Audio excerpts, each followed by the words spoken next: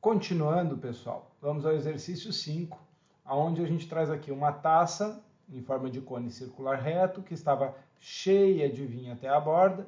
Depois de se ter tomado metade do vinho, a figura que melhor representa a quantidade da bebida que restou na taça é. Então a gente vê aqui, a letra A deixou só um restinho, a letra B deixou menos da metade da profundidade da taça de vinho, a letra C seria exatamente aqui ó, na metade, nos 4 centímetros, a letra D é um pouco acima dos 4 centímetros, e a letra E, a taça ainda está cheia. Bom, a letra E a gente descarta, não faz sentido. A letra A e a letra B também a gente descartaria fácil, né? Porque se ele tomou metade do vinho, não tem como ter sobrado menos da metade da altura.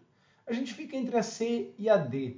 E de maneira bem direta, a gente pode dizer, poxa, essa parte de cima aqui, que a gente viu que é um tronco de cone, né? É lógico que ela ocupa mais espaço do que a parte de baixo, não pode ser igual. Então a C também não pode ser, e seria a letra D a resposta do exercício. Mas vamos colocar isso de maneira numérica, para a gente conseguir comprovar isso, né? Então, o cone está de ponta cabeça aqui, e a gente tem nesse cone a situação de ter justamente aqui ó, o diâmetro da base, né? 2 raios aqui, e a sua profundidade total de 8 centímetros. O diâmetro da base é a profundidade total de 8 centímetros. E nós temos aqui também o diâmetro desta outra base e a sua profundidade, que é menor do que 8 centímetros. A gente pode dizer que aqui a gente tem o raio original e aqui a gente tem o R, a altura original, né? Chama de profundidade, mas é altura. Aqui a gente tem o raio de um cone menor que ficou ali dentro, quando sobrou só metade do vinho, e aqui a altura menor, ok? Só que esses dois cones são semelhantes. Toda vez que a gente faz um corte paralelo à base, a gente forma um cone semelhante. Isso vale para cone, isso vale para pirâmide, lembra? Então, a gente tem uma razão de semelhança entre eles, né? Existe uma constante K, que vai ser H' sobre H, ou R' sobre R, né? A gente tem essa razão de semelhança. Mas qual é a relação que eu sei entre os dois cones? É os volumes. Eu sei que o V', o volume que sobra de vinho na taça, é metade do volume original. Ou seja, V' sobre V é 1/2. E isso também é uma constante de proporção. Só que como os volumes são tridimensionais, isso é K ao cubo. K ao cubo é igual a 1/2. Então, eu tenho que esse K, essa constante de proporção, é a raiz cúbica de 1/2. Beleza?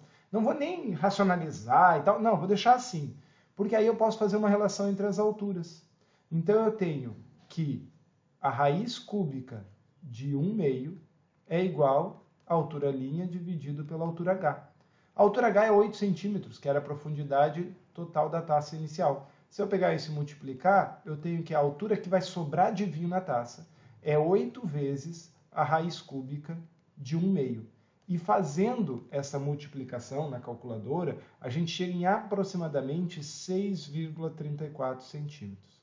Isso significa que sobra mais do que 4 centímetros de altura, né? Então, realmente, isso comprova que a letra D era a resposta. Exercício 6. Calcule a área total e o volume de um cilindro fornecido ao lado com diâmetro de 16 centímetros e altura 25 centímetros. É um exercício bem facinho. Se o diâmetro é 16, quer dizer que o raio da base é a metade, 8 centímetros, altura 25. Então, a área total vai depender da área da base, π vezes o raio 8 ao quadrado. Isso vai dar 64π centímetros quadrados.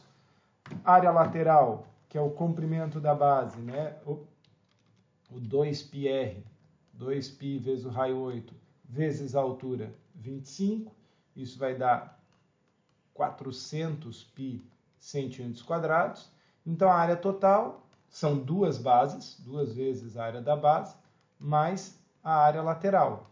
Isso vai dar 528π centímetros quadrados. Essa era a primeira pergunta.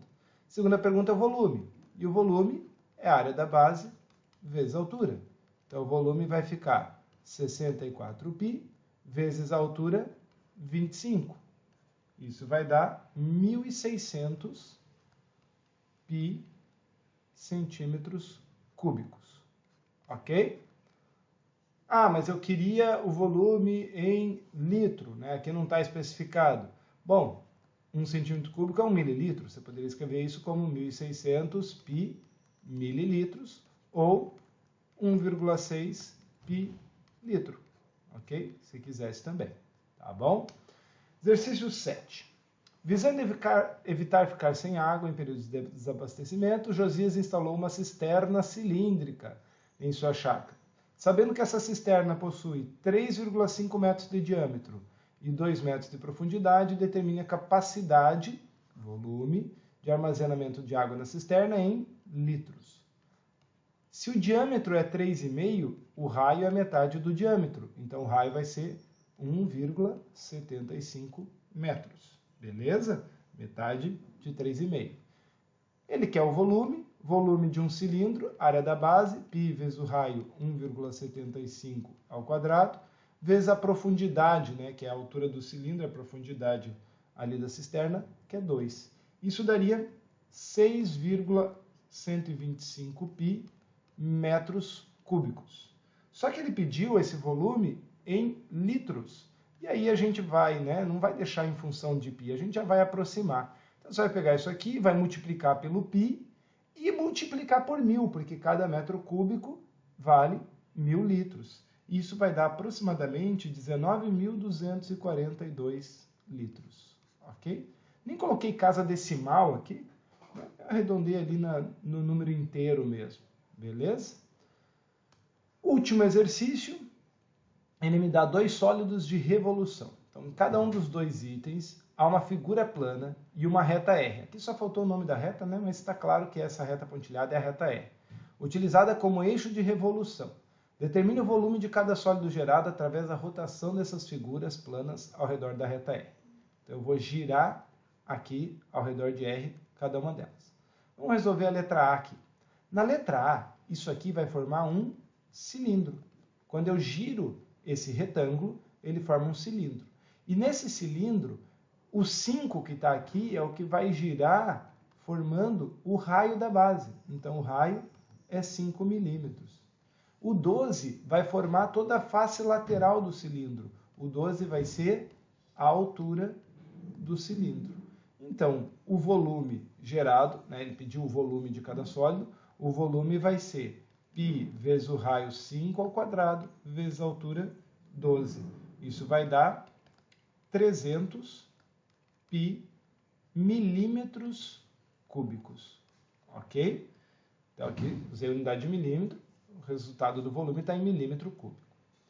Já na letra B, quando eu girar essa figura aqui, eu vou formar um cone. Né? Quando eu giro um triângulo retângulo sobre um dos seus catetos, eu formo um cone.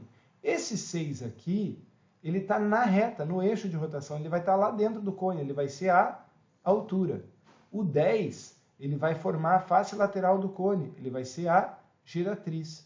O que eu não tenho é justamente o raio da base, que é esse cateto que vai girar aqui formando a base do cone, certo?